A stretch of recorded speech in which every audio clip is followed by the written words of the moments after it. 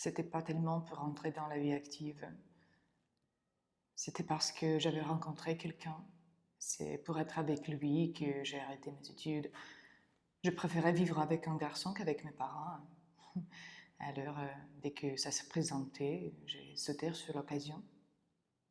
C'était surtout pour coucher avec lui, vous voyez. Parce que quand j'étais plus jeune, je me disais que la vie, ça devait se commencer le jour où on fait l'amour. Et qu'avant, on n'est rien. Et alors, le premier qui a eu l'envie de le faire, je suis partie avec lui pour qu'on soit que tous les deux et pour que ma vie commence. Mais le problème est que ça n'a pas très bien commencé. Parce que c'est toujours comme ça avec moi. Ça commence mal et finit encore plus mal. Je tombe jamais sur le bon numéro. Vous savez, les papiers qui attirent les mouches en spirale. Bon, c'est moi craché. Les histoires moches, il n'y en a pas qui me passent à côté. Il faut croire qu'il y a des gens comme ça qui font aspirateur pour soulager un peu les autres. Je tombe jamais sur le bon numéro. Tout ce que je sais, ça rate. Tout ce que je touche, ça se transforme en vacherie. C'est bien ça le problème parce que si ça m'avait pas plus de temps, peut-être que je ne serais pas là aujourd'hui. Et bon, sauf que la première fois, peut-être qu'on n'était pas trop à l'aise. Je ne sais pas, peut-être parce qu'on était au lavabo d'une station de service. Et c'est pas très pratique. Je ne sais pas si vous avez déjà essayé, mais c'est pas très pratique, et surtout sur les autoroutes. Mais c'était moi qui avais eu l'idée de faire du stop parce que je croyais que toutes les histoires d'amour se passent au bord de la mer. Mais c'était pas une bonne idée de faire un stop. Mais c'est normal, remarquez, hein? Parce que si on fait le compte de bonnes idées, j'en ai pratiquement jamais eu. Puis c'est toujours pareil, chaque fois je m'emballe trop vite, je ne réfléchis pas, ça c'était mon défaut.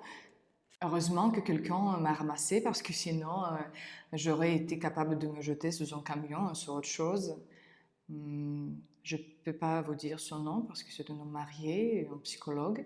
D'ailleurs, il a tout de suite senti que j'avais un coup de cafard carbiné. Il s'est mis en quatre pour me remonter le moral. Et il s'est tellement mis en quatre que j'ai même cru que j'ai tombé à moitié enceinte. Mais coup de bol, c'était juste l'appendicite. Euh, Coup de bol, c'est façon de parler. Parce qu'avec l'anesthésiste, je n'avais pas beaucoup de bol. Il était gentil, il avait l'air d'être tellement amoureux que je l'aurais suivi à l'autre bout du monde. Mais en fait, on n'est pas allé plus loin que les noges. C'est marrant, comme les gens peuvent avoir l'air amoureux en ne l'étant pas du tout. C'est un truc qui doit être très facile à imiter. Il me disait que je lui faisais un effet d'un verre de Cointreau.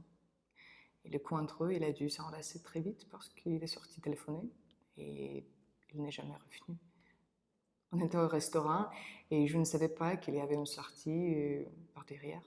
C'est pourquoi que je l'ai entendu jusqu'à la fermeture. Le patron habitait juste dessus. Ça sentait un peu la friture. Il avait les mains douces et calmes. Les mains, c'est traître. Avec ça, vous pouvez croire n'importe quoi. C'est comme ça que je suis rentrée dans la vie active. Je suis devenue hôtesse d'accueil chez lui. D'abord, ça consistait sur accueillir, à être souriante avec tout le monde. Le travail ne donnait pas beaucoup d'amour à un gîte, mais le sourire, ça donne vite des idées, vous savez. Et surtout à Limoges, parce qu'il y a beaucoup de gens seuls, et le juge m'a dit que c'est un coin français où il y a trop de dépressifs, c'est pour vous dire. Il s'est occupé de moi quand ils ont fermé le restaurant à cause des hôtesses d'accueil. Lui aussi, il était dépressif.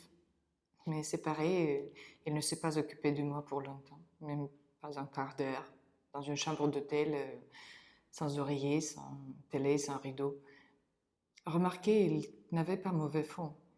Quand il a vu que j'avais les yeux rouges de larmes, il m'a offert son mouchoir, et puis il est parti. Peut-être que je n'ai jamais mérité mieux. Ça doit être écrit quelque part, je sais pas. Il y en a qui sont faits pour vivre en rigolant, et moi, Je n'ai jamais passé un seul jour de ma vie sans me faire avoir.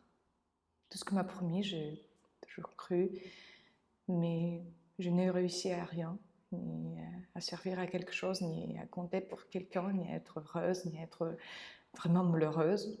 Parce que sûrement, on doit être malheureux quand on a perdu quelque chose, mais moi, je n'ai jamais rien eu à moi, à part mon manque de bol. Quand j'étais petite, je n'avais qu'une seule idée, c'est de grandir. Je voulais que ça aille plus vite. Et maintenant, je ne sais pas à quoi tout ça a servi. Puis, je ne sais plus. Devenir plus vieille. Tout ce qu'il y a devant moi, ça me présente comme une salle d'attente. Dans une grande gare avec des bancs, avec du courant d'air. Et derrière les vitres, les gens passent en toute allure, sans me voir. Ils sont pressés, ils prennent des trains ou des taxis. Ils ont quelque part à aller, ils ont quelqu'un à retrouver. Et moi j'attends.